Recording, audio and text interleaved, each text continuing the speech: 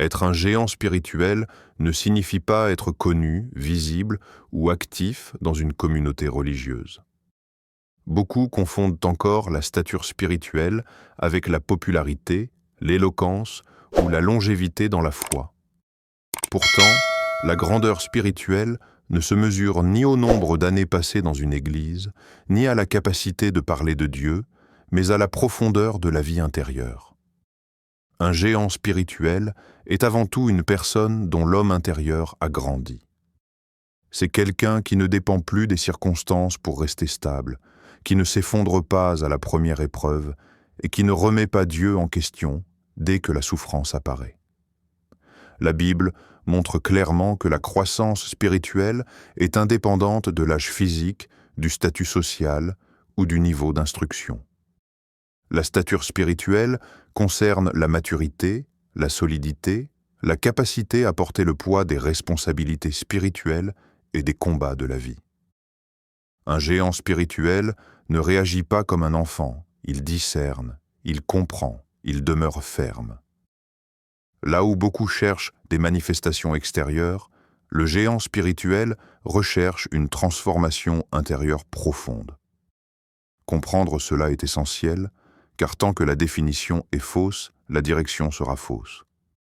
Avant de chercher à grandir, il faut d'abord savoir ce que signifie réellement être grand spirituellement. Si devenir un géant spirituel était automatique, tous les croyants le seraient avec le temps. Pourtant, la réalité montre l'inverse. Beaucoup restent spirituellement immatures malgré les années. La raison principale est que la croissance spirituelle exige un prix que peu sont prêts à payer. Elle demande de sortir du confort, d'accepter la confrontation intérieure et de renoncer à certaines sécurités. L'un des plus grands obstacles est la confusion entre activité religieuse et transformation spirituelle. On peut servir, chanter, prêcher, enseigner, tout en restant fragile intérieurement. L'activisme donne l'illusion de la maturité, mais il ne produit pas nécessairement la profondeur. La croissance réelle se fait souvent dans le silence, l'obéissance et la fidélité lorsque personne ne regarde. Un autre frein majeur est le refus du processus. Beaucoup veulent l'autorité sans la formation, la victoire sans les épreuves, la puissance sans la discipline. Or, dans la vie spirituelle, il n'existe pas de raccourci. Chaque étape est nécessaire. Chaque saison a un rôle précis dans la formation de l'homme intérieur. Enfin, l'immaturité émotionnelle empêche souvent la stature spirituelle. Une personne qui réagit toujours par la colère, la plainte ou l'amertume révèle une faiblesse intérieure non traitée.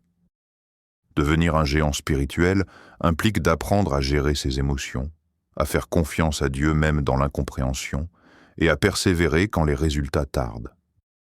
C'est pourquoi peu deviennent des géants spirituels. Non par manque d'appel, mais par manque de persévérance dans le processus de transformation. La croissance spirituelle n'est pas instantanée, elle est un processus progressif qui transforme profondément l'être humain.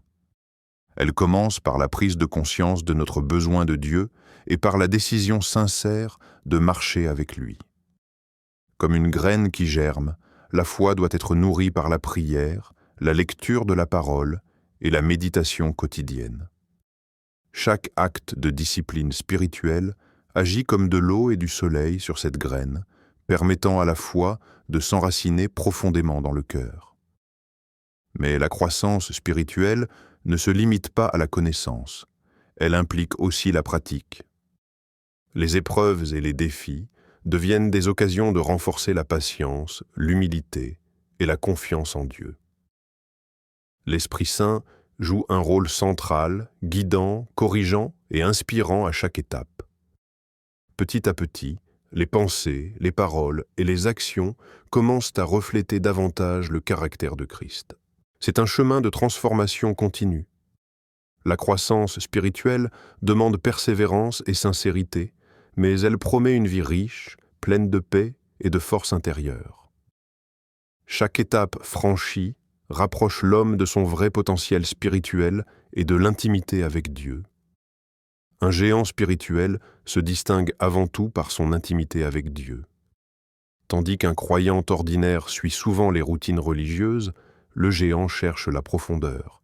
Il ne se contente pas de connaître la parole, il la vit et la laisse transformer son cœur. Cette intimité lui confère une capacité à discerner les situations et à agir avec sagesse, même dans les circonstances les plus complexes. Ensuite, un géant spirituel est marqué par la constance dans la foi et la persévérance face aux épreuves.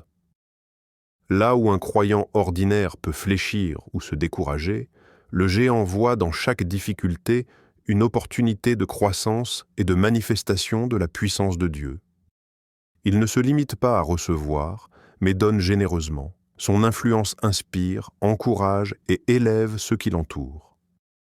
Le courage et la vision distinguent également le géant spirituel. Il ose marcher là où peu s'aventure, guidé par la conviction que Dieu est à ses côtés. Sa vie reflète le fruit de l'esprit: amour, patience, humilité, intégrité et discernement. Il sait que la véritable grandeur ne vient pas du titre ou de la reconnaissance humaine, mais de la transformation intérieure et de la capacité à accomplir la volonté divine dans chaque aspect de sa vie. Enfin, ce qui le sépare définitivement d'un croyant ordinaire, c'est sa détermination à poursuivre la sainteté et à être un instrument vivant de Dieu. Chaque action, pensée et décision est guidée par la lumière de l'esprit, faisant de lui un véritable géant spirituel dans un monde qui souvent se satisfait de la médiocrité. La maturité spirituelle est un appel pour chaque croyant qui souhaite marcher pleinement avec Dieu. Elle ne se mesure pas à l'âge ou à la durée de fréquentation d'une église, mais à la capacité de comprendre et de vivre la parole dans toutes les dimensions de sa vie. Être mature, c'est savoir reconnaître ses limites tout en laissant l'Esprit Saint guider chaque décision, chaque parole et chaque action. L'ouverture est tout aussi essentielle. Un cœur ouvert accueille la correction, les enseignements et les expériences qui permettent de grandir.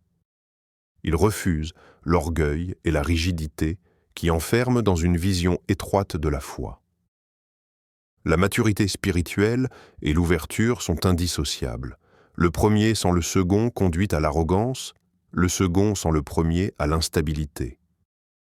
Ensemble, ils forment un fondement solide sur lequel Dieu peut bâtir une vie de puissance, d'influence et de témoignage. Chaque croyant est donc appelé à se lever, à dépasser la superficialité et à s'engager pleinement dans le processus de croissance. Cela demande courage, persévérance et un désir sincère de transformation. Plus nous ouvrons notre cœur à Dieu, plus nous devenons capables de refléter sa lumière dans un monde qui a soif de vérité, de paix et d'amour. Abonne-toi pour ne pas manquer les prochaines vidéos et soutenir la chaîne